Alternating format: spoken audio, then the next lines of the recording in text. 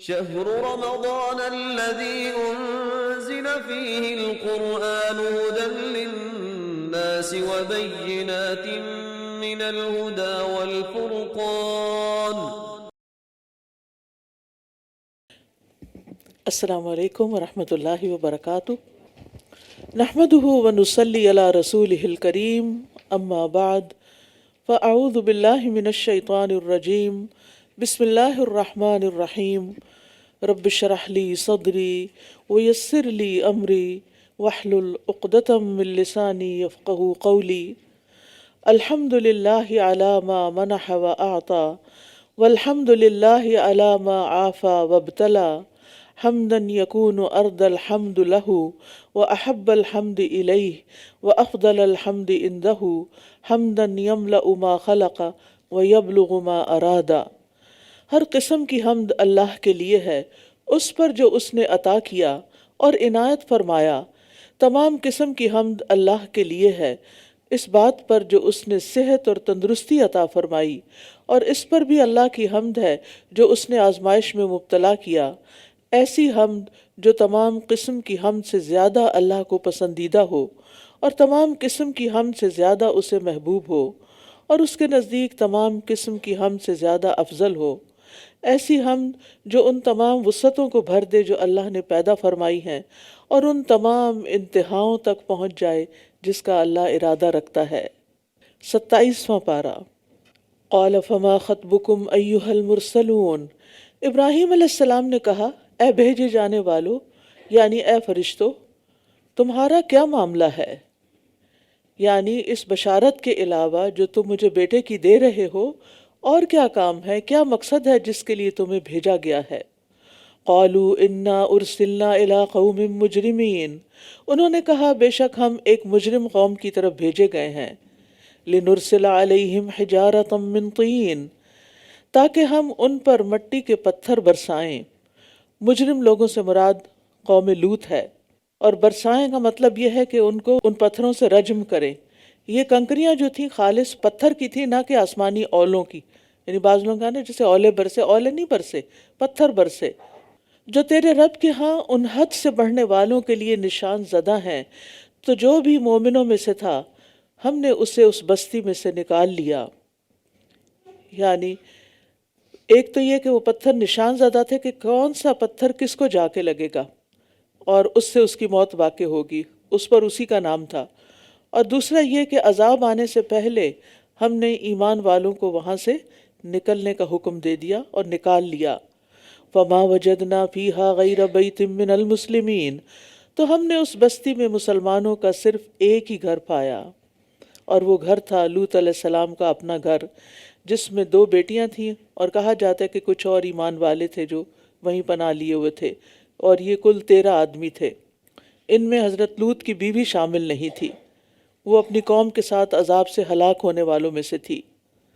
تو اس سے پتہ چلتا ہے کہ اگرچہ ایمان والے تھوڑے ہی کیوں نہ ہوں، اللہ تعالیٰ ان کی قدر کرتا ہے اور ان کو دنیا میں بھی نجات دیتا ہے اور آخرت میں بھی دے گا انشاءاللہ.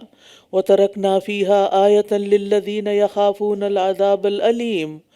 اور اس میں ہم نے ایک نشانی چھوڑ دی ان لوگوں کے لیے جو دردناک عذاب سے ڈرتے ہیں.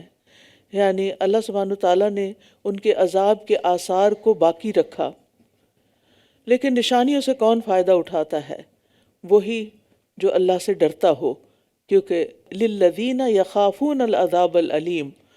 کیونکہ عام طور پر ہوتا یہ ہے کہ دوسرے لوگ جو ایمان نہیں رکھتے وہ کہتے ہیں کہ ان لوگوں کو زمانے کی گردش نے تباہ کر دیا، اور طبعی تبدیلیاں کچھ ایسی فضا میں ہوئیں کہ جن کی وجہ سے یہ سارا حادثہ پیش آیا.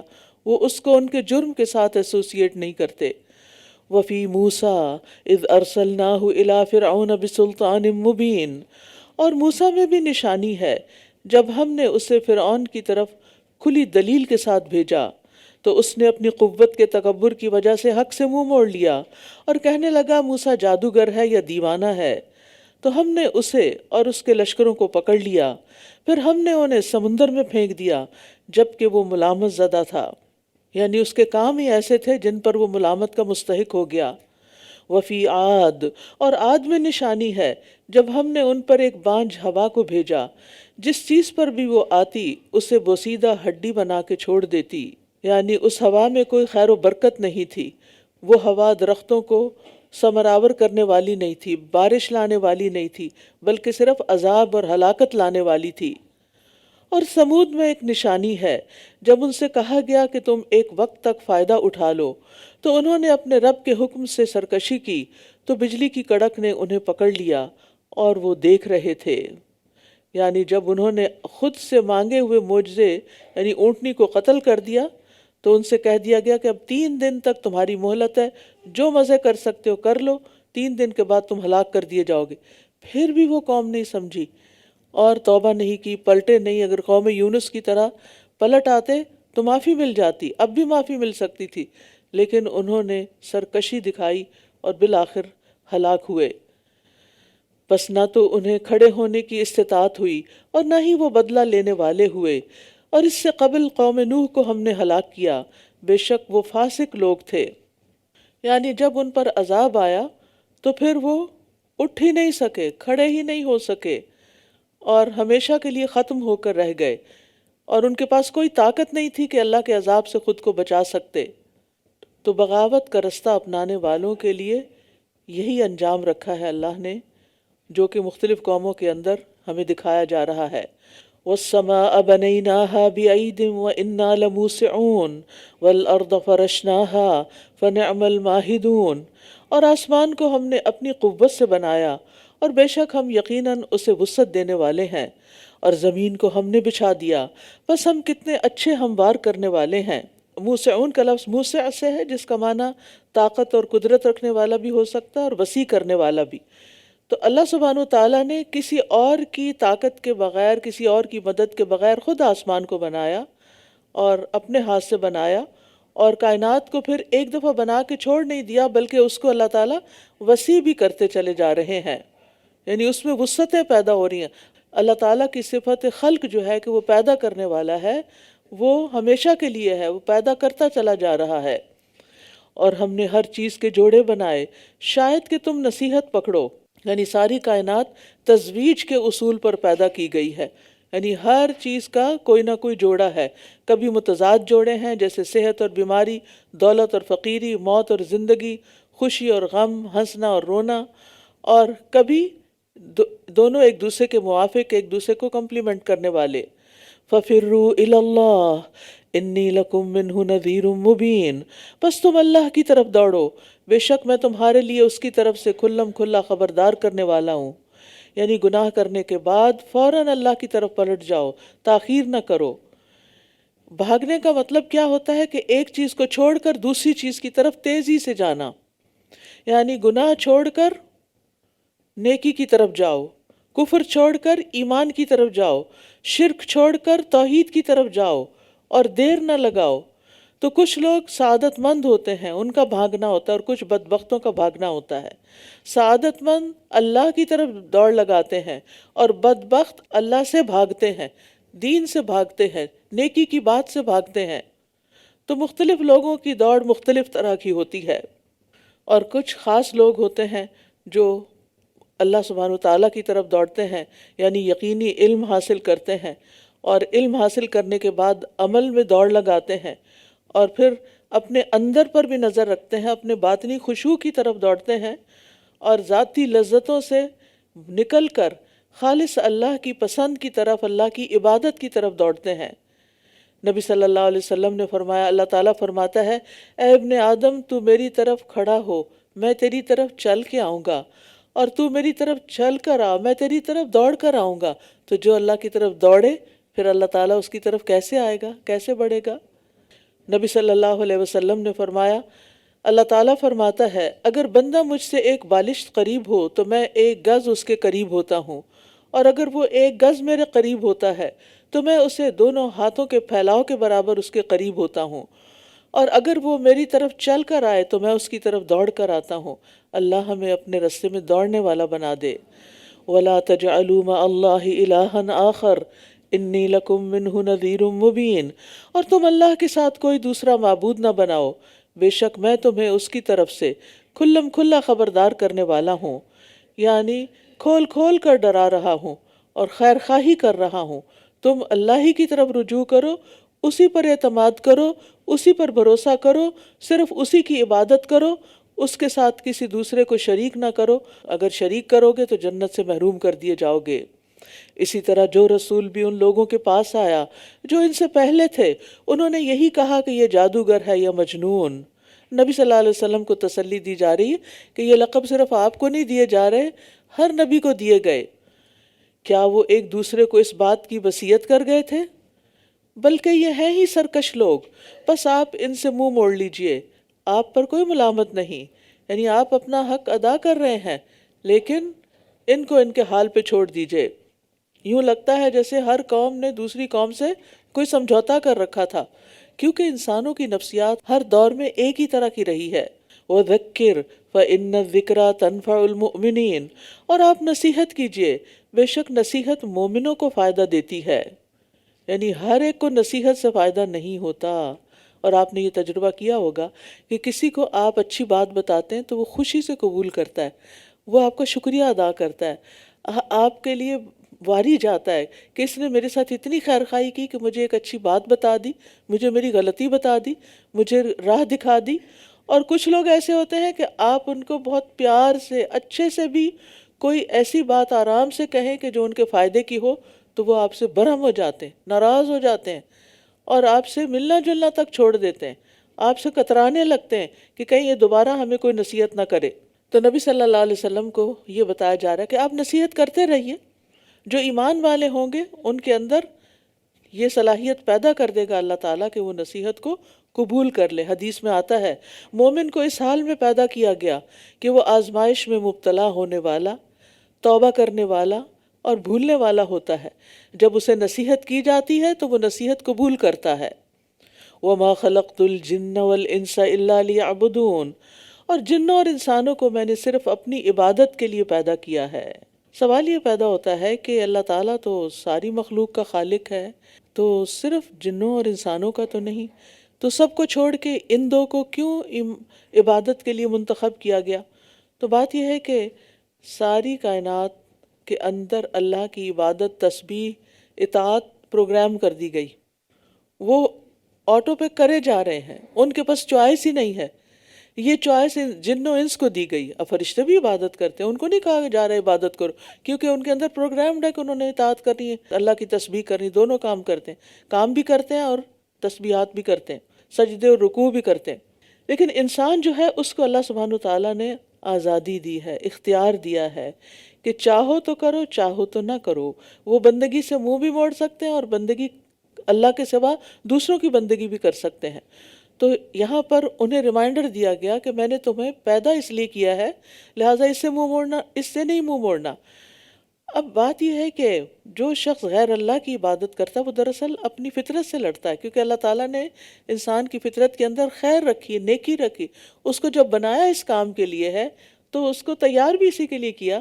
جب وہ اس کے خلاف جاتا ہے تو مشقت اٹھاتا ہے، اور جو آزادی انہیں بخشی گئی انسانوں کو اس کا غلط استعمال نہیں کرنا چاہیے بلکہ اللہ تعالیٰ کی اطاعت میں لگانی چاہیے۔ ایک اور چیز یہاں سمجھنے کی ہے کہ عبادت صرف نماز روزے کا نام نہیں، کیونکہ جب لفظ عبادت آتا ہے نا، فلاں بڑا عبادت گزار ہے، تو ہم سمجھتے ہیں بس وہ نماز روزہ کرتا ہے، بس یہی عبادت ہے۔ عبادت جو ہے اس کا معنی اطاعت بھی ہے، یعنی عبادت میں نماز، روزہ، تسبیح، صلاۃ، زکوٰۃ یہ سب شامل ہیں، لیکن یہ کمپلیٹ عبادت نہیں ہے، یہ عبادات کا ایک طریقہ ہے۔ توحید کو اپنانا بھی عبادت ہے، اسی لیے ابن عباس اس آیت کا معنی کرتے ہیں الا لیعبدون لیوحدون، کہ لوگ مجھے ایک مانے، یہ بھی عبادت ہے۔ اسی طرح اللہ تعالیٰ کی اطاعت کا ہر کام، ہر قول، ہر فعل وہ سب عبادت قرار پاتا ہے۔ مثلا اس وقت آپ یہاں بیٹھے ہیں تو کیا یہ عبادت ہے یا نہیں؟ ظاہر آپ نہ نماز پڑھ رہے ہیں، نہ آپ اور کوئی تسبیح کر رہے ہیں، بلکہ اس وقت قرآن کا ترجمہ سن رہے ہیں۔ تو یہ علم حاصل کرنا ایک اچھی نیت کے ساتھ یہ بھی ایک عبادت ہے۔ تو ہر اچھا کام جو آپ کرتے ہیں اللہ کی رضا کی خاطر وہ عبادت بن جاتا ہے۔ یعنی اللہ نے اپنے بندوں کو اس لیے پیدا کیا کہ سب سے زیادہ اسی کے وفادار بنے۔ ما اريد منهم من رزق وما اريد ان يطعمون، میں ان سے کوئی رزق نہیں چاہتا اور نہ میں یہ چاہتا ہوں کہ وہ مجھے کھلائیں۔ یہاں رزق کی بات کیوں کی گئی؟ اس لیے کہ انسان نے اپنی زندگی کا مقصد کیا بنا لیا ہے؟ رزق کمانا۔ سب سے زیادہ اس سے فکر کھانے پینے کی ہوتی، کیا بنے گا میرا، کہاں سے کھاؤں گا، کیا کھاؤں گا، کب کھاؤں گا۔ تو بات یہ ہے کہ اللہ سبحانہ وتعالیٰ نے یہ ہماری ایک ضرورت رکھی ہے، یہ زندگی کا مقصد نہیں رکھا کہ تم زیادہ سے زیادہ رزق ہی کماتے جاؤ اللہ کی نافرمانی کی قیمت پر، نہیں۔ ان اللہ هو الرزاق ذو القوۃ المتین، بے شک اللہ ہی خوب رزق دینے والا، بڑی قوت والا، نہایت مضبوط ہے، یعنی کوئی اس کا مقابلہ نہیں کر سکتا۔ اور اسی طرح یہ ہے کہ اللہ تعالیٰ کی بندوں اور انسانوں اور جنوں سے کوئی غرض نہیں اٹکی ہوئی کہ وہ عبادت کریں گے تو اللہ تعالیٰ کی کائنات چلے گی، اور وہ منہ موڑ لیں گے تو اللہ تعالیٰ کوئی قوت نہیں رہے گی۔ اللہ تعالیٰ کسی کی عبادت کا محتاج نہیں، وہ ویسے ہی قوی ہے، المتین ہے۔ یہ انسان کے اپنے فائدے میں ہے کہ وہ اللہ کی عبادت کرے۔ وَإِنَّ لِلَّذِينَ ظَلَمُوا ذَنُوبًا مِثْلَ ذَنُوبِ أَصْحَابِهِمْ فَلَا يَسْتَعْجِلُونَ، تو بے شک جن لوگوں نے ظلم کیا ان کو بھی ان کے ساتھیوں کے مثل عذاب کا حصہ ملے گا، بس وہ مجھ سے جلدی طلب نہ کریں، یعنی اپنے ایک وقت مقرر تک جب پہنچیں گے تو ان کی پکڑ آ جائے گی۔ بس جن لوگوں نے کفر کیا ان کے لیے ہلاکت ہے ان کے اس دن سے جس کا وہ وعدہ دیے جاتے ہیں۔ سورۃ الطور، والطور وکتاب مستور فی رق منشور، قسم ہے طور کی اور لکھی ہوئی کتاب کی، کھلے ہوئے ورق میں۔ کیا چیز لکھی ہوئی ہے؟ قرآن مجید، یا اس کے علاوہ کتاب سے مراد لوح محفوظ بھی ہو سکتی ہے، یا تمام اللہ کی طرف سے آئی ہوئی کتابیں، یا انسانی اعمال نامے جو فرشتے لکھ رہے ہیں، یہ سب کتابیں ہیں۔ والبیت المعمور، اور آباد گھر کی۔ بیت المعمور 7ویں آسمان پر وہ عبادت خانہ ہے جس میں فرشتے عبادت کرتے ہیں، اور یہ فرشتوں سے اس طرح بھرا ہوتا ہے کہ روزانہ اس میں 70,000 فرشتے عبادت کے لیے آتے ہیں، جن کی پھر قیامت تک باری نہیں آئے گی، جیسا کہ حدیث معراج میں آتا ہے۔ بعض مفسرین نے بیت المعمور سے مراد خانہ کعبہ بھی لیا، کیونکہ وہ بھی عبادت کے لیے آنے والے انسانوں سے ہر وقت بھرا رہتا ہے۔ معمور کا مطلب ہوتا ہے آباد۔ بیت المعمور جو عظیم بیت المعمور ہے وہ 7ویں آسمان پر ہے۔ والسقف المرفوع، اور اونچی اٹھائی ہوئی چھت کی، اس سے مراد آسمان ہے جو زمین کے لیے چھت کی حیثیت رکھتا ہے۔ والبحر المسجور، اور بھڑکائے ہوئے سمندر کی، یعنی بعض کہتے ہیں اس سے مراد وہ پانی ہے جو عرش کے نیچے ہے، جس سے قیامت کے دن بارش نازل ہوگی اور مردہ جسم زندہ ہو جائیں گے۔ بعض کہتے ہیں اس سے مراد سمندر ہیں جن میں قیامت والے دن آگ بھڑک اٹھے گی، وَإِذَا الْبِحَارُ سُجِّرَتْ، اور جب سمندر بھڑکا دیے جائیں گے۔ إِنَّ عَذَابَ رَبِّكَ لَوَاقِعٌ مَا لَهُ مِن دَافِعٍ، بے شک آپ کے رب کا عذاب ضرور واقع ہونے والا ہے، اسے کوئی دور کرنے والا نہیں۔ جس دن آسمان بری طرح لرزے گا اور پہاڑ خوب چلنے لگیں گے، اس دن جھٹلانے والوں کے لیے بڑی ہلاکت ہے۔ وہ لوگ جو بحث میں کھیل رہے ہیں، یعنی بیکار کی باتیں کر رہے ہیں۔ خوض باطل کلام کو کہتے ہیں، اور لعب بیکار کوششوں کو کہتے ہیں، یعنی ان کے پاس نہ تو فائدہ دینے والا علم تھا اور نہ ہی کوئی نیک عمل، بلکہ ان کا علم کیا تھا؟ باطل میں فضول موضوعات پر گفتگو کرنا، اور ان کے اعمال میں انٹرٹینمنٹ، کھیل کود، غیر ذمہ دارانہ رویہ۔ یوم یدعون الی نار جہنم دعا، جس دن وہ جہنم کی آگ کی طرف سختی سے دھکیلے جائیں گے، یہی وہ آگ ہے جسے تم جھٹلاتے تھے، اور دھکیلنے والے کون ہوں گے؟ جہنم پر مقرر فرشتے۔ افسحر ھذا ام انتم لا تبصرون، تو کیا بھلا یہ جادو ہے یا تم دیکھتے نہیں؟ جھلسو اس میں، پھر تم صبر کرو یا نہ کرو، تم پر برابر ہے، بے شک تم وہی بدلہ دیے جا رہے ہو جو تم کیا کرتے تھے۔ ان المتقین فی جنات و نعیم، بے شک متقی لوگ باغوں اور راحتوں میں ہوں گے، جو ان کے رب نے انہیں عطا کیا اس کے ساتھ وہ مزے کر رہے ہوں گے، اور ان کا رب انہیں جہنم کے عذاب سے بچا لے گا۔ کلوا واشربوا ہنیئا بما کنتم تعملون، خوب مزے سے کھاؤ اور پیو اس کے بدلے جو تم کیا کرتے تھے۔ عمل کی بات ہے، عمل کا بدلہ ہے۔ قطار میں رکھے ہوئے تختوں پر تکیے لگائے ہوئے ہوں گے، اور ہم انہیں بڑی بڑی آنکھوں والی گوری عورتوں کے ساتھ بیاہ دیں گے۔ اور یہ جو قطار در قطار تکیے لگے ہوئے ہوں گے اور دوسری جگہ پر آ کے آمنے سامنے بیٹھے ہوں گے، یعنی ریلیکس ماحول ہوگا جنت کا، جس میں کوئی فکر نہیں ہوگی، کوئی پریشانی نہیں ہوگی، کسی کام کی جلدی نہیں ہوگی۔ یہاں تو اگر آپ کسی وقت کسی کے پاس جائیں اور تھوڑی دیر سستا لیں، اور تو آپ کو ہوتا ہے کہ مجھے جلدی جانا ہے، بس نکلنا ہے، فلاں کام ہے، فلاں کام ہے، وہاں سارے ہی کام ختم ہو جائیں گے۔ اور جو لوگ ایمان لائے اور ان کی اولاد نے ایمان میں ان کی پیروی کی، ہم ان کی اولاد کو ان کے ساتھ ملا دیں گے، اور ہم ان کے عمل میں کچھ بھی کمی نہ کریں گے۔ ہر شخص اپنی کمائی کی وجہ سے گروی میں ہے۔ یعنی جنت کی ایک اور خوبصورتی یہ ہے کہ سارے پیارے اکٹھے ہو جائیں گے جو ایمان پر ہوں گے، یعنی بچے بھی، پیرنٹس بھی، ان کے پیرنٹس بھی، سب کی ملاقاتیں ہوں گی۔ اور جنت میں ملاقاتیں اس طرح ہوں گی کہ کم درجات والوں کو اونچے درجات والوں کے ساتھ ملا دیا جائے گا، یہ نہیں کہ اونچے والوں کو نیچے لایا جائے۔ اور یاد رکھیے کہ اولاد کے استغفار کی وجہ سے والدین کے درجات بلند ہوتے جاتے ہیں۔ مثلا ایک اولاد خود بہت نیک نہیں بھی، لیکن وہ ماں باپ کے لیے دعائیں کرتی، اب ماں باپ کے درجے بہت بلند ہو گئے۔ اب قیامت کے دن جب یہ اولاد والدین سے ملے گی، یہ ابھی خود نیچے والے درجے میں ہے اور والدین اوپر، تو ان کو بھی اوپر لے جایا جائے گا۔ وَأَمْدَدْنَاهُمْ بِفَاكِهَةٍ وَلَحْمٍ مِّمَّا يَشْتَهُونَ، اور ہم انہیں پھلوں اور گوشت میں سے جو وہ خواہش کریں گے دیے چلے جائیں گے۔ وہ اس میں ایک دوسرے سے جام شراب پر چھینا جھپٹی کریں گے، جس میں نہ کوئی بےہودگی ہوگی اور نہ کوئی گناہ کی بات، اور 9 عمر خادم ان کے ارد گرد گھوم رہے ہوں گے گویا کہ وہ چھپائے ہوئے موتی ہوں۔ یعنی جنتیوں کے لیے جنت میں جو خدمت گزار ہوں گے وہ ینگ بچے ہوں گے جو انتہائی خوبصورت ہوں گے، جیسے موتی بکھرے ہوئے ہوں، اور ان کو کسی نے ہاتھ نہیں لگایا کہ وہ ان کی چمک ماند پڑ جائے۔ اور وہ ایک دوسرے کی طرف متوجہ ہو کر پوچھیں گے، کہیں گے بے شک ہم اس سے پہلے اپنے گھر والوں میں ڈرنے والے تھے۔ اللہ اکبر۔ یعنی آپس میں جنتیوں کی بات چیت، ایک کنورسیشن کا یہاں سیمپل دیا جا رہا ہے۔ وہ کیا باتیں کریں گے وہاں، انسان سوچتا ہے نا، سارا امیجن کرتا ہے کہ وہاں جائیں گے، پھر کیا باتیں ہوں گی، کیسے ملاقاتیں ہوں گی، کہاں بیٹھیں گے، کیا کھائیں گے، کیا پئیں گے، وغیرہ وغیرہ۔ تو جنت والے جب آپس میں بات کریں گے تو وہ ایک دوسرے کو کیا بتائیں گے، ہم اس سے پہلے اپنے گھر والوں میں ڈرتے ہوئے رہتے تھے۔ یعنی جنتی ایک دوسرے سے جب دنیا کے حالات پوچھیں گے تو وہ جواب میں کیا کہیں گے کہ ہم اللہ سے ڈرتے تھے، ہر قسم کی آسائشیں ہونے کے باوجود اس بات سے ڈرتے تھے کہ کہیں ہم سے اللہ تعالیٰ کی کوئی نافرمانی کا کام نہ ہو جائے، کہیں ہماری نیکیاں رد نہ ہو جائیں، کہیں ہماری اعمال کی شامت نہ آ جائے، کہیں ہمارا خاتمہ خراب نہ ہو۔ اور فی اہلنا، خاص طور پر یہ بھی کہا جا سکتا تھا ہم دنیا میں ڈرتے ہوئے رہتے تھے، نہیں، فی اہلنا، اپنے گھر والوں میں۔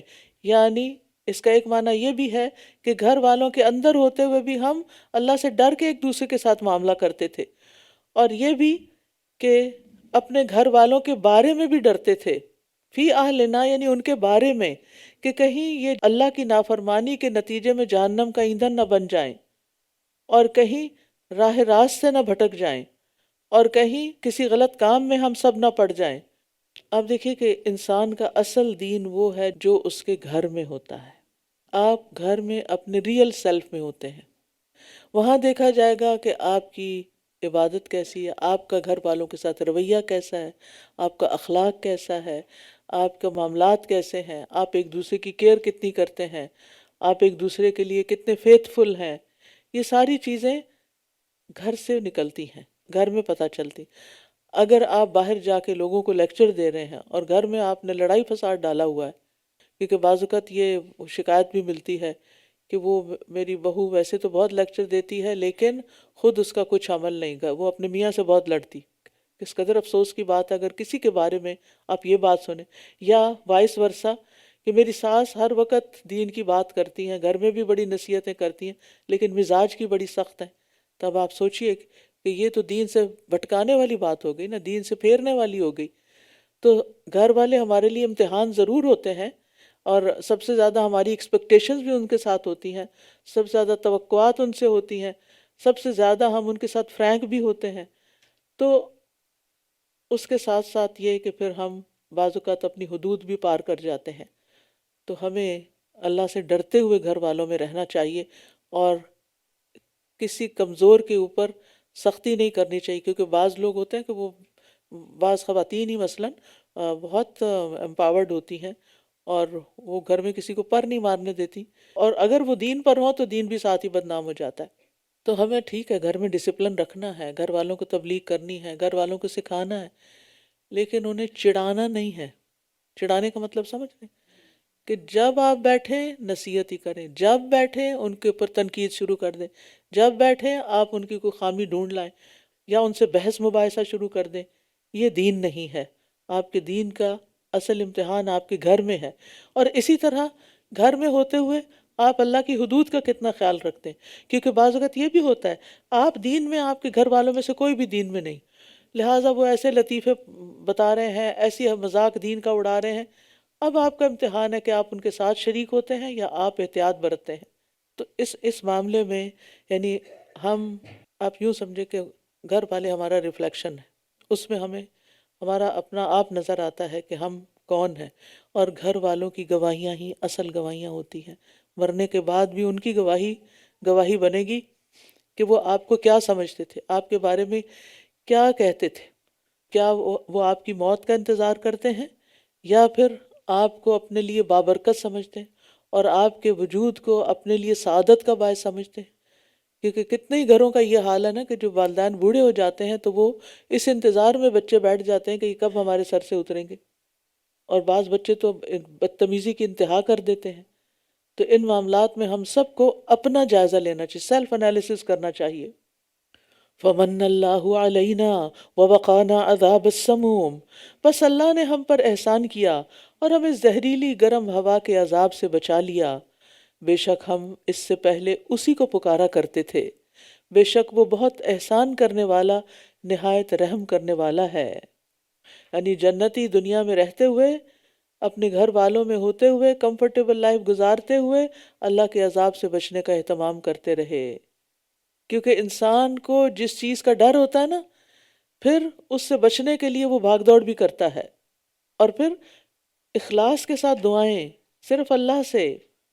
فذکر فما انت بنعمت ربک بکاہن ولا مجنون، بس آپ نصیحت کیجئے، آپ اپنے رب کے فضل سے نہ تو کاہن ہیں، نہ ہی مجنون، اور نہ ہی مجنون ہیں۔ یا یہ کہتے ہیں کہ یہ ایک شاعر ہے جس کے بارے میں ہم گردش زمانہ کا انتظار کر رہے ہیں۔ کہہ دیجئے انتظار کرو، بے شک میں بھی تمہارے ساتھ انتظار کرنے والوں میں سے ہوں۔ کیا ان کی عقلیں انہیں اس بات کا حکم دیتی ہیں، یا یہ ہیں ہی سرکش لوگ؟ یا یہ کہتے ہیں کہ اس نے یہ خود گھڑ لیا ہے، بلکہ یہ لوگ ایمان نہیں لاتے، بس چاہیے کہ یہ اس جیسی کوئی ایک بات ہی لے آئیں اگر یہ سچے ہیں۔ کیا یہ کسی چیز کے بغیر پیدا کیے گئے یا خود ہی خالق ہیں؟ کیا انہوں نے آسمانوں اور زمین کو پیدا کیا ہے؟ بلکہ یہ لوگ یقین نہیں رکھتے۔ کس بات کا یقین؟ کہ اللہ ہی خالق ہے، اللہ ہی نے سب کچھ کیا ہے، یہ تو خود اپنے بھی خالق نہیں۔ جس انسان نے خود اپنے آپ کو نہیں بنایا، وہ کسی اور کو کیا بنائے گا؟ کیا ان کے پاس آپ کے رب کے خزانے ہیں، یا یہ ان پر نگران بنائے گئے ہیں؟ کیا ان کے پاس کوئی سیڑھی ہے جس پر یہ عالم بالا کی باتیں سن سکتے ہوں، یعنی جو وحی آ رہی ہے؟ بس چاہیے کہ ان کا سننے والا کوئی واضح دلیل لائے۔ کیا اس کے لیے بیٹیاں ہیں اور تمہارے لیے بیٹے؟ کیا آپ ان سے کوئی اجرت مانگتے ہیں تو یہ اس تاوان سے بوجھل ہیں؟ کیا ان کے پاس غیب کا علم ہے جسے یہ لکھ رہے ہیں؟ کیا یہ کوئی چال چلنے کا ارادہ رکھتے ہیں؟ تو جنہوں نے کفر کیا وہ خود ہی چال میں آنے والے ہیں، یعنی بری چالیں اپنے چلنے والوں کی طرف ہی پلٹتی ہیں۔ وَلَا يَحِيقُ الْمَكْرُ السَّيِّئُ إِلَّا بِأَهْلِهِ، کیا ان کا اللہ کے سوا کوئی اور معبود ہے؟ پاک ہے اللہ ان ہستیوں سے جنہیں وہ اس کا شریک ٹھہراتے ہیں۔ اور اگر یہ آسمان سے کوئی ٹکڑا گرتا دیکھیں تو یہی کہیں گے یہ تو تہ بتہ بادل ہیں، بس آپ انہیں چھوڑ دیجئے یہاں تک کہ یہ اپنے اس دن کو جا ملیں جس میں یہ بے ہوش کر دیے جائیں گے، جس دن ان کی چال ان کے کچھ بھی کام نہ آئے گی اور نہ یہ مدد کیے جائیں گے۔ اور جن لوگوں نے ظلم کیا ان کے لیے اس سے پہلے بھی ایک عذاب ہے، لیکن ان کے اکثر علم نہیں رکھتے۔ یعنی دنیا کے امتحان اور عذاب اور تکلیفیں آخرت کے عذاب سے پہلے، لیکن اکثر علم نہیں رکھتے کہ یہ مصیبت ہم پہ کیوں آئی، اس کی وجہ کیا ہے۔ حدیث میں آتا ہے کہ منافق جب بیمار ہو کر صحت مند ہو جاتا ہے تو اس کی مثال اونٹ کی سی ہے، وہ نہیں جانتا کہ اسے کیوں رسیوں سے باندھا گیا اور کیوں کھلا چھوڑ دیا گیا۔ تو منافق کو بھی نہیں پتہ چلتا کہ اس پر کوئی مصیبت آزمائش کیوں آئی اور کیوں چلی گئی، وہ اس کو نارمل لیتا ہے۔ وَاصْبِرْ لِحُكْمِ رَبِّكَ، اور آپ اپنے رب کا حکم آنے تک صبر کیجئے، بے شک آپ ہماری نگاہوں کے سامنے ہیں، اور اپنے رب کی حمد کے ساتھ تسبیح کیجئے جب آپ کھڑے ہوتے ہیں، اور رات کو اور ستاروں کے پلٹنے کے بعد بھی اس کی تسبیح کیجئے۔ ادبار النجوم یعنی ستارے جب غروب ہو جائیں، ستارے جب پلٹ جائیں، اور یہ کون سا وقت ہے؟ جب فجر کے وقت، یعنی دن آ رہا ہوتا ہے اور رات جا رہی ہوتی ہے، کیونکہ صبح کی نماز کا وقت در حقیقت ستاروں کے پیٹ پھیر کر چلے جانے کا وقت ہے۔ اور اس سے بعض علماء نے یعنی ستاروں کے پلٹ جانے کے بعد بھی تسبیح کیجیے، اس سے بعض علماء نے مراد فجر کی سنتیں لی ہیں۔ حضرت عائشہ کہتی ہیں کہ میں نے رسول اللہ صلی اللہ علیہ وسلم کو کسی نفل کی ادائیگی کے لیے، سنت کو نفل بھی کہتے ہیں کیونکہ نفلی عبادت ایک فرض ہوتا ہے ایک نفل ہوتا ہے، پھر اس کی کیٹیگریز کی ہوئی ہیں، واجب ہے، سنت ہے۔ وہ کہتی ہیں کہ میں نے رسول اللہ صلی اللہ علیہ وسلم کو کسی نفل کی ادائیگی کے لیے اتنی جلدی کرتے نہیں دیکھا جتنی جلدی آپ نماز فجر سے پہلے 2 رکعتوں کے لیے کیا کرتے تھے۔ رسول اللہ صلی اللہ علیہ وسلم نے فرمایا جو شخص 2 ٹھنڈی نمازیں فجر اور عصر پڑھے گا وہ جنت میں داخل ہوگا۔ ان سنتوں کی بڑی اہمیت ہے، اور آپ نے یہ سنتیں کبھی سفر میں بھی نہیں چھوڑی تھی۔ سورۃ النجم، بسم اللہ الرحمن الرحیم۔ حضرت عبداللہ بن مسعود سے روایت ہے، وہ کہتے ہیں کہ سب سے پہلے جو سورت نازل ہوئی جس میں سجدہ تھا وہ سورہ نجم ہے۔ یہ پہلی سورت ہے جو کفار نے سنی اور سب نے نبی صلی اللہ علیہ وسلم کے ساتھ سجدہ کیا۔ سجدہ تلاوت مستحب ہے۔ حضرت زید بن ثابت کہتے ہیں میں نے اس سورت کی تلاوت آپ کے سامنے کی، آپ نے اس میں سجدہ نہ کیا۔ اس کا مطلب یہ ہوا کہ سجدہ کرنا مستحب ہے، فرض نہیں ہے۔ اگر کبھی چھوڑ بھی دیا جائے تو گناہ نہیں ہے، لیکن کرنا پسندیدہ ہے۔ ہر سجدے سے ایک درجہ ہی بڑھتا ہے نا، تو اس لیے حریص رہا کریں۔ یہ نہیں کہ آج اگر آپ کو پتہ چل گیا کہ مستحب ہے تو کہیں چلو اب چھٹی ہوئی، اب تو کبھی کرنا ہی نہیں۔ لوگوں کو پتہ نہیں یہ سجدہ کیوں مشکل لگتا ہے۔ وَالنَّجْمِ إِذَا هَوَى مَا ضَلَّ صَاحِبُكُمْ وَمَا غَوَى، قسم ہے ستارے کی جب وہ گرتا ہے، تمہارا ساتھی نہ راہ بھولا ہے اور نہ وہ بہکا ہے۔ ستارے کے گرنے سے مراد اس کا غائب ہونا ہے۔ یعنی سورت کا اصل موضوع کیا ہے؟ نبی صلی اللہ علیہ وسلم کی رسالت کو ثابت کرنا۔ اس لیے شروع میں ہی بتایا گیا کہ یہاں پر یعنی جب ستارے غروب ہوئے، ستارے چلے گئے تو صبح طلوع ہوئی، یعنی دور جاہلیت جا رہا ہے اور نبی صلی اللہ علیہ وسلم سراج منیر بن کر آ رہے ہیں۔ اور اس میں خاص طور پر ستارے کی بات اس لیے بھی کی گئی کہ عرب لوگ ستاروں سے راہ پاتے تھے، اور ستارے اور نبی صلی اللہ علیہ وسلم کی رسالت میں بھی ایک مماثلت ہے۔ ستارے سفر کے لیے اللہ نے جو ان کا رستہ مقرر کیا وہ اس سے 1 انچ بھی آگے پیچھے نہیں ہٹتے اور نہ بھٹکتے ہیں، ستارے نہیں بھٹکتے۔ تو اسی طرح یہ کہ نبی صلی اللہ اگلی آیت میں آتا ہے نا کہ آپ نہ راستہ بھولیں نہ بھٹکیں، یعنی آپ بھی اپنے مشن پر بالکل درست جا رہے ہیں۔ اور یہاں نبی صلی اللہ علیہ وسلم کو صاحب کہا گیا کہ یہ تمہارے ساتھ رہنے والے ہیں، تمہیں ان کے اخلاق کا پتہ ہے، ان کی صداقت کا پتہ ہے، امانت کا پتہ ہے، انہوں نے کبھی کسی کو دھوکہ نہیں دیا، کبھی جھوٹ نہیں بولا، تو آج تمہارے سامنے دین کا پیغام پہنچاتے ہوئے یہ کہا کیوں جھوٹ بولیں گے؟ وَمَا يَنطِقُ عَنِ الْهَوَىٰ إِنْ هُوَ إِلَّا وَحْيٌ يُوحَىٰ، اور نہ وہ اپنی خواہش سے بولتا ہے، یہ تو ایک وحی ہے جو اتاری جاتی ہے۔ یعنی نبی صلی اللہ علیہ وسلم اپنی مرضی اور خواہش کی باتیں نہیں کرتے، بلکہ یہ وحی کے ذریعے آئی ہوئی سچی خبریں تمہیں پہنچاتے ہیں جن میں کوئی شک نہیں۔ یاد رکھیے سنت بھی قرآن کی طرح نازل ہوتی تھی۔ حسان بن عطیہ کہتے ہیں کہ جبریل علیہ السلام نبی صلی اللہ علیہ وسلم کے پاس سنت لے کر اترتے تھے، اور جس طرح آپ کو قرآن سکھاتے اسی طرح سنت کی بھی تعلیم دیتے، اور پھر آپ نے اپنے پارٹ پر کیا کیا؟ وَيُعَلِّمُهُمُ الْكِتَابَ وَالْحِكْمَةَ، آپ نے بھی لوگوں کو کتاب کی تعلیم دی اور حکمت کی تعلیم دی۔ آپ نے بھی پھر آگے اس کو سکھایا. اور اگر آپ سنت کا یا حدیث کا انکار کرتے ہیں تو آپ خود سوچئے کہ پھر آپ نے جو حکمت سکھائی وہ کدھر گئی، وہ کیا تھی؟ اس کا مطلب دین کا کچھ حصہ لاسٹ ہو گیا، اس کی ضرورت نہیں ہمیں؟ نہیں، اسے محفوظ کیا گیا حدیث کی شکل میں. تو اس لیے یہ کہنا کہ بس جو قرآن میں ہے وہ میرے لیے کافی ہے، وہ کافی نہیں ہے، کیونکہ بہت سی چیزیں قرآن مجید میں حکم تو دیا گیا، تفصیل نہیں بتائی گئی، ان پر عمل کا طریقہ نہیں بتایا گیا. اور اگر لوگوں کو چھوڑ دیا جائے کہ ہر کوئی اپنی انٹرپریٹیشن کرے تو پھر دین کی کوئی ایک شکل نظر نہیں آئے گی.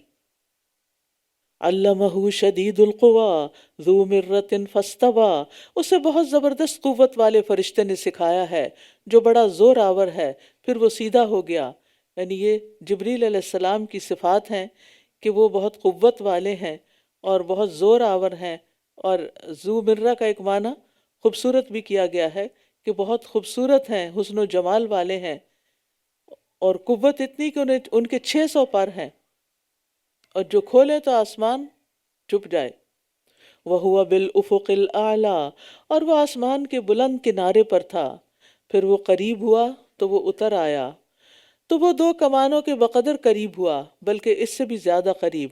یعنی نبی صلی اللہ علیہ وسلم نے جبریل علیہ السلام کو آسمان پر دیکھا، اور 2 بار آپ نے جبریل کو اصل صورت میں دیکھا تھا. اور یہاں ان میں سے ایک موقع کی طرف اشارہ ہے، اور دوسرا موقع معراج کا تھا. تو اس نے اپنے بندے کی طرف وحی کی جو اس نے وحی کی. دل نے جھوٹ نہیں کہا جو کچھ اس نے دیکھا. کیا پھر تم اس سے جھگڑتے ہو اس پر، کیا پھر تم اس سے جھگڑتے ہو اس پر جو وہ دیکھتا ہے؟ یعنی فرشتے کو دیکھتا ہے، اس پر تم اس سے جھگڑا کرتے ہو. کیونکہ لیلۃ المعراج میں جب آپ نے جبریل علیہ السلام کو اصل شکل میں دیکھا اور آپ نے آ کے لوگوں کو بتایا تو لوگ جھگڑا کرنے لگے. وَلَقَدْ رَآهُ نَزْلَةً أُخْرَى عِنْدَ سِدْرَةِ الْمُنْتَهَى، حالانکہ آپ نے اسے ایک اور مرتبہ بھی دیکھا ہے سدرۃ المنتہا کے پاس، یعنی لیلۃ المعراج میں. اور وہاں پر کیسے دیکھا؟ نبی صلی اللہ علیہ وسلم فرماتے ہیں میں نے سدرۃ المنتہا کے پاس جبریل کو دیکھا، ان کے 600 پر تھے جن سے موتی، ہیرے اور یاقوت جھڑ رہے تھے. اتنے خوبصورت پر، سبز رنگ کے پر، کیا حسین منظر ہوگا. نبی صلی اللہ علیہ وسلم نے جبریل علیہ السلام کو دیکھا، گویا کہ وہ ریشمی لباس پہنے ہوئے تھے، ان کے پاؤں موتیوں کی طرح تھے جیسے سبزے پر بارش کے قطرے ہوتے ہیں.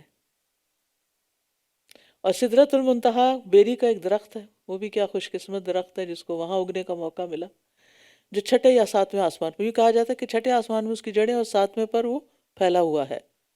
اس سے اوپر کوئی فرشتہ آگے نہیں جا سکتا، دیٹس دا لمٹ. لیکن نبی صلی اللہ علیہ وسلم کو اس سے آگے لے جایا گیا. اندہا جنت المأوا اذ یغشی السدرۃ ما یغشی، اسی کے قریب جنت المأوا ہے. مأوا کا مطلب ہے ٹھکانہ، مسکن. کہا جاتا ہے کہ آدم علیہ السلام یہیں پر تھے اس جنت میں، اور یہ بھی کہتے ہیں کہ یہاں روحیں، نیک روحیں آ کے جمع ہوتی ہیں جنت المأوا میں. اور سدرۃ المنتہا کیسا درخت تھا؟ نبی صلی اللہ علیہ وسلم نے جب اس کا مشاہدہ کیا تو فرمایا کہ سونے کے پروانے اس کے گرد منڈلا رہے تھے، فرشتوں کا عکس اس پر پڑ رہا تھا، اور رب کی تجلیات کا مظہر بھی وہی تھا. یعنی آپ نے رب کو نہیں دیکھا، اس درخت پر جو تجلیات تھی وہی دیکھی. اس مقام پر آپ کو 3 چیزوں سے نوازا گیا. 5 وقت کی نمازیں کہاں سے آئی ہیں آپ کے لیے، اور اگر آپ پڑھیں گے ان کو طریقے سے، اچھے طریقے سے، تو درجات کتنے بلند ہوں گے. نمازوں کو معمولی چیز نہ سمجھا کرے. ہماری زندگی میں سب سے اہم فریضہ جس کی سب سے پہلے پوچھ ہوگی وہ نماز ہے. اگر نماز ہی درست نہیں تو باقی چیزوں کا فائدہ نہیں. دوسرا ہے سورۃ البقرہ کی آخری 2 آیات، اور تیسرے اس مسلمان کی بخشش کا وعدہ جو شرک کی آلودگیوں سے پاک ہو. تو اس لیے توحید کا سبق ہمیشہ دہراتے رہنا چاہیے اور اپنا جائزہ لیتے رہنا چاہیے. کبھی اپنے بارے میں بے خوف نہ ہو کہ نہیں میں تو کوئی شرک نہیں کرتی. بعض اوقات ہماری گفتگو میں ایسی کوئی بات آ جاتی ہے، بعض اوقات ہماری سوچوں میں، اور ریاکاری سے تو اللہ بچائے. ما زاغ البصر وما طغی، نہ تو نگاہ نے کجی کی اور نہ ہی وہ حد سے بڑھی. یقیناً اس نے اپنے رب کی کچھ بڑی بڑی نشانیاں دیکھیں، یعنی معراج کے موقع پر۔ افرأیتم اللات والعزی، کیا پھر تم نے لات اور عزیٰ کو دیکھا، اور ایک اور تیسری دیوی منات کو؟ کیا تمہارے لیے لڑکے ہیں اور اس کے لیے لڑکیاں؟ تب تو یہ ایک بڑی ناانصافی کی تقسیم ہے۔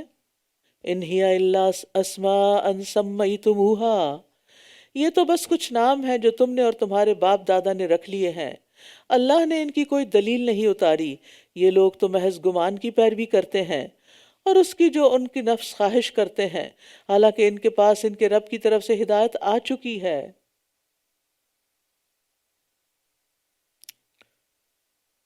یعنی یہ ان کے بارے میں سمجھتے ہیں کہ وہ ان کی سفارش کریں گے، انہیں فائدہ پہنچائیں گے، تو اس کی کوئی دلیل ہی نہیں ان کے پاس، یہ تو محض نام ہے جو انہوں نے رکھ لیا، اندر کوئی حقیقت نہیں، زیرو ہے، کچھ ان کے اندر طاقت ہی نہیں۔ ام للانسان ما تمنا وللہ الاخرۃ والاولی، کیا انسان کے لیے وہی ہے جو وہ تمنا کرے، وہ سب مل جانا چاہیے جو ہماری خواہش ہو؟ نہیں، بس آخرت اور پہلی زندگی اللہ ہی کے لیے ہے، اصل اختیار اور اصل اقتدار تو اللہ کا ہے۔ ایک اور معنی یہ بھی کیا گیا، کیا انسان کو یہ حق ہے کہ جس کو چاہے معبود بنا لے؟ نہیں، سب کچھ تو اللہ کا ہے اول و آخر، تو پھر حق بھی اسی کا ہے کہ اس کی عبادت کی جائے۔ اور یہ مطلب بھی لیا جا سکتا ہے کہ کیا انسان ان معبودوں سے اپنی مرادیں پا لینے کی جو تمنا رکھتا ہے وہ کبھی پوری ہو سکتی ہیں؟ نیور۔ یعنی آپ پتھر کے بت سے کوئی تمنا رکھتے پوری ہوگی؟ کبھی نہیں ہوگی۔ ام للانسان ما تمنا، یعنی جو ہم نے سوچا، یہ جو ایکسپیکٹیشنز ہوتی ہیں نا انسانوں سے، یہ بھی ان کا بھی حال یہی ہے۔ دوسرے بیچارے شخص نے آپ کو کچھ نہیں کہا ہوتا، آپ خود ہی اس کے بارے میں سوچ بیٹھتے ہیں، کیا وہ میرے ساتھ ایسا سلوک کرے، یا وہ میرے ساتھ یہ کرے، اور وہ دے مجھے۔ اس غریب کو پتہ بھی نہیں ہوتا کہ آپ نے کیا سوچا، اور پھر وہ جب نہیں کر سکتا تو پھر آپ ناراض ہو جاتے ہیں۔ اسی لیے کہا گیا نا کہ اگر آپ کسی سے محبت کرتے ہیں تو آپ اس کو بتائیں کہ میں تم سے اللہ کی خاطر محبت کرتی ہوں۔ کیوں؟ تو ایک شخص آیا، اس نے کہا میں فلاں سے محبت کرتا ہوں، تو آپ نے پوچھا کہ کیا تم نے اس کو بتایا؟ کہا نہیں۔ کہا جاؤ اس کو بتاؤ، کیونکہ جب انسان کسی سے محبت کرتا ہے، کسی کو رسپیکٹ دیتا ہے، کسی کے ساتھ خیر کا معاملہ کرتا ہے، تو پھر کیا اس سے توقع نہیں رکھتا کہ جواب بھی ملے؟ ایک انسان کی نفسیاتی کمزوری ہے نا اندر، یعنی نہ چاہتے ہوئے بھی انسان کی ایکسپیکٹیشن ہوتی ہے کہ میں نے کچھ کہا تو مجھے اس کا رسپانس ملے۔ اب اگر یہ بندے کو پتہ ہی نہیں کہ آپ کے دل میں کیا ہے، تو وہ کیسے اکنالج کرے؟ تو پھر آپ کہتے ہیں ہاں دین والے تو ہوتے ہی ایسے ہیں، یہ تو بڑے کولڈ لوگ ہوتے ہیں۔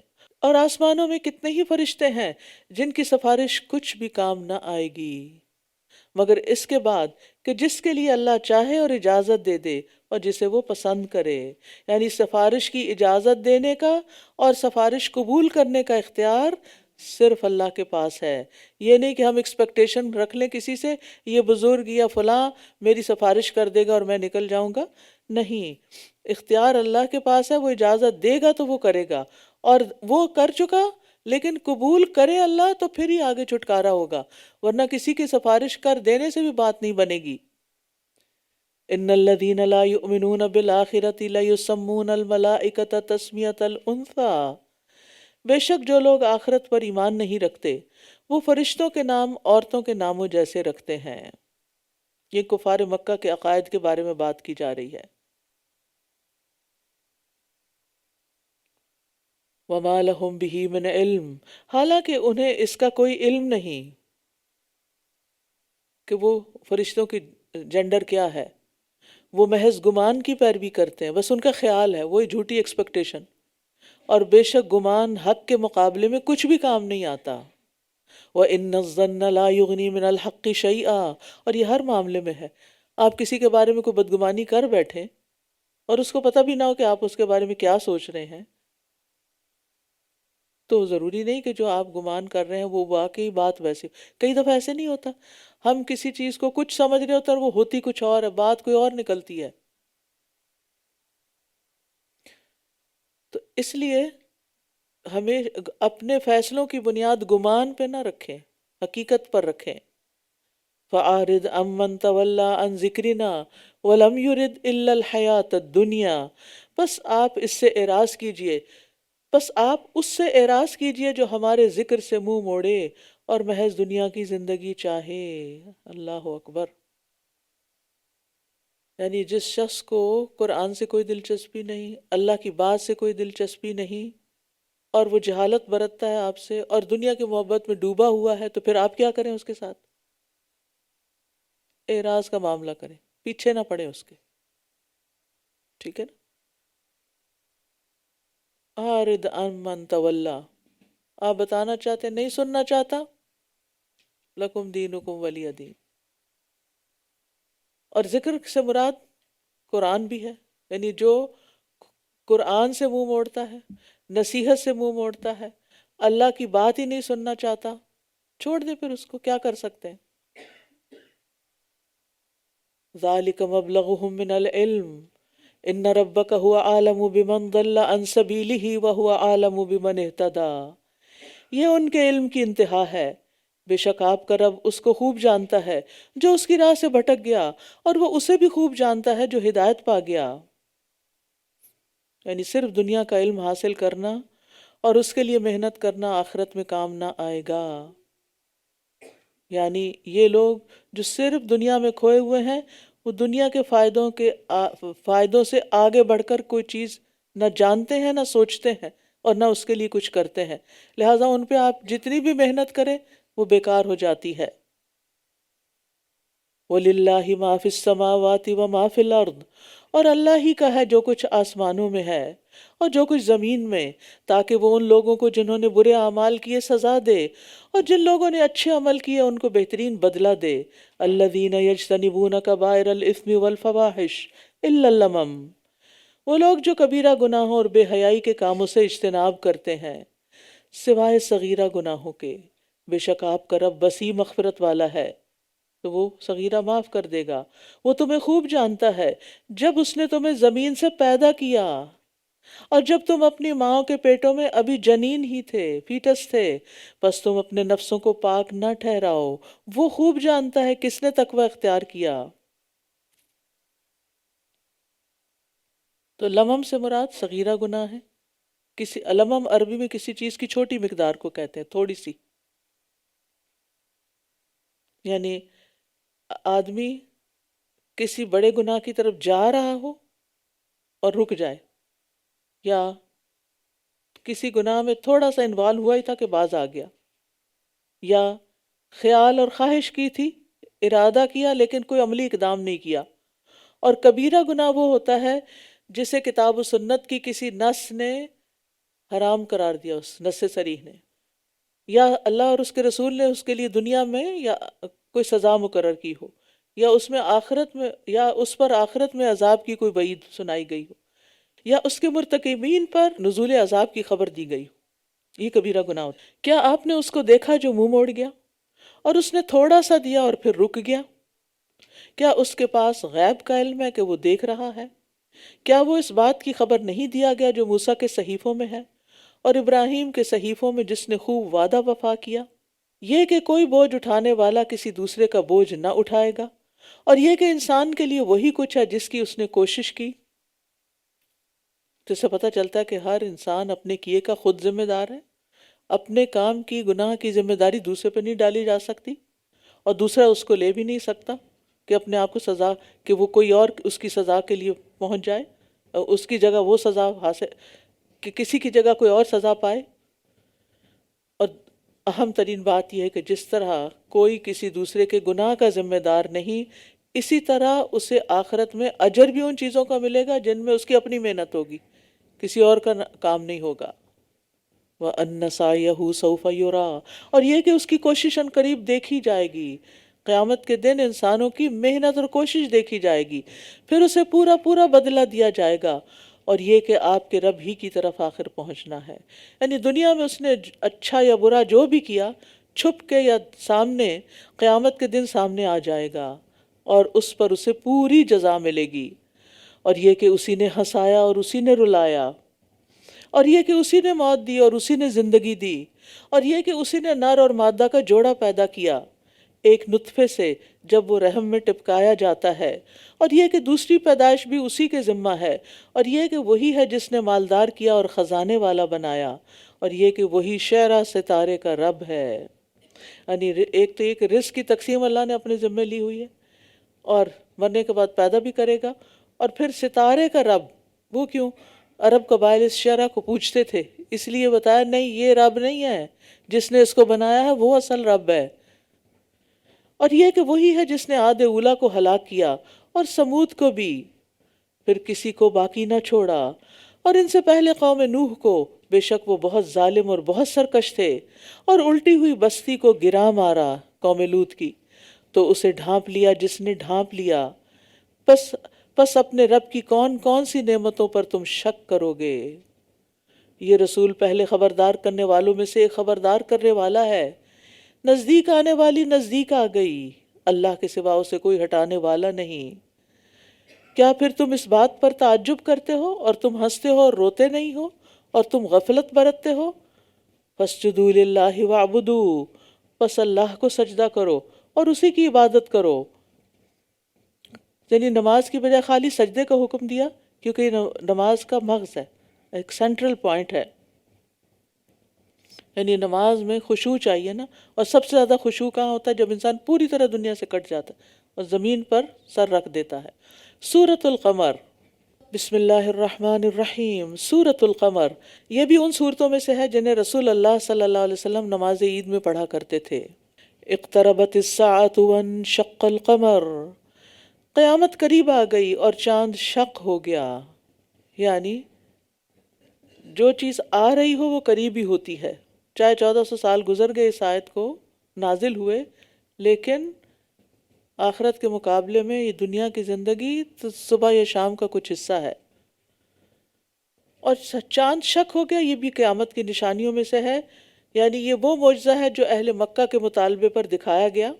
چاند کے 2 ٹکڑے ہوئے، حتیٰ کہ لوگوں نے ہرا پہاڑ کو اس کے درمیان دیکھا، ایک ٹکڑا پہاڑ کی اس طرف گیا اور ایک ٹکڑا اس طرف، اور یہ معجزہ نبی صلی اللہ علیہ وسلم کے زمانے میں ہوا، اور صحیح سند سے اس کی اوتھینٹسٹی پتہ چلتی ہے۔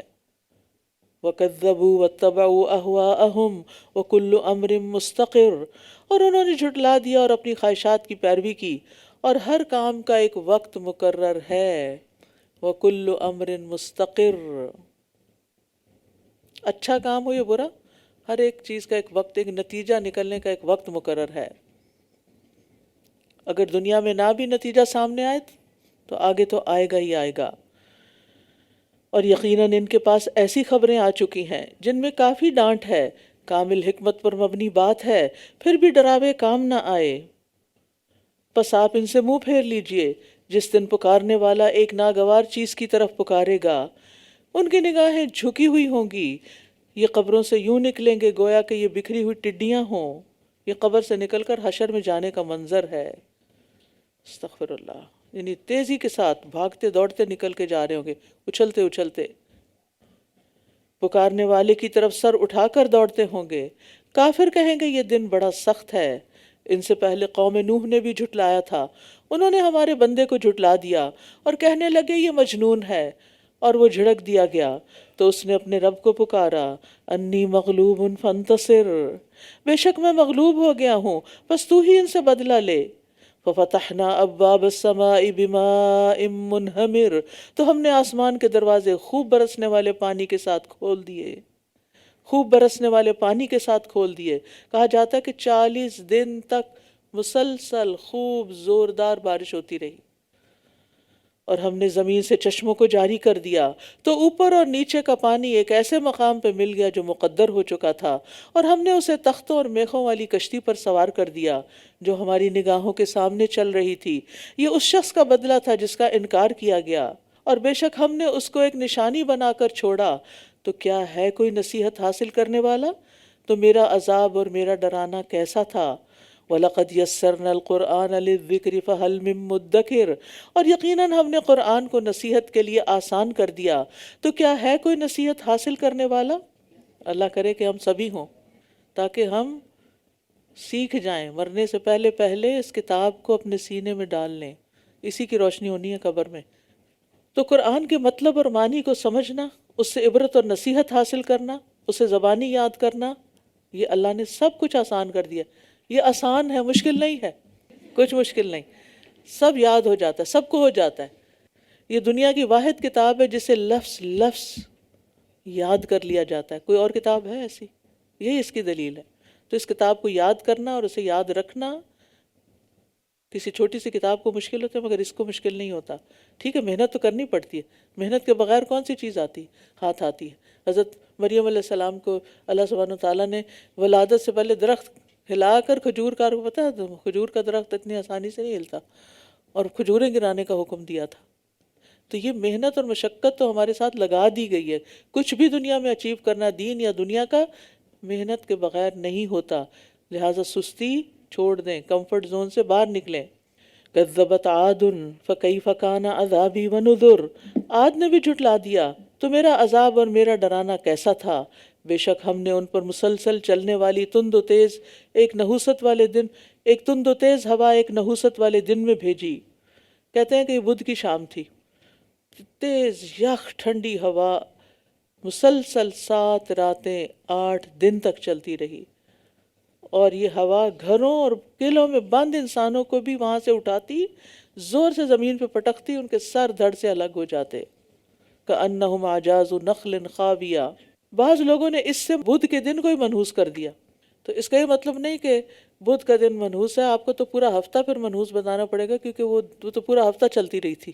یعنی وہ ہوا پورا ہفتہ چلی تھی، صرف بدھ کے دن نہیں چلی تھی. اور مستمر کا مطلب ہے مسلسل، یعنی یہ عذاب اس وقت تک جاری رہا جب تک سب ہلاک نہیں ہوئے. وہ لوگوں کو اٹھا اٹھا کر پٹک رہی تھی، گویا کہ وہ جڑ سے اکھڑے ہوئے کھجور کے تنے ہوں. تو میرا عذاب اور میرا ڈرانا کیسا تھا.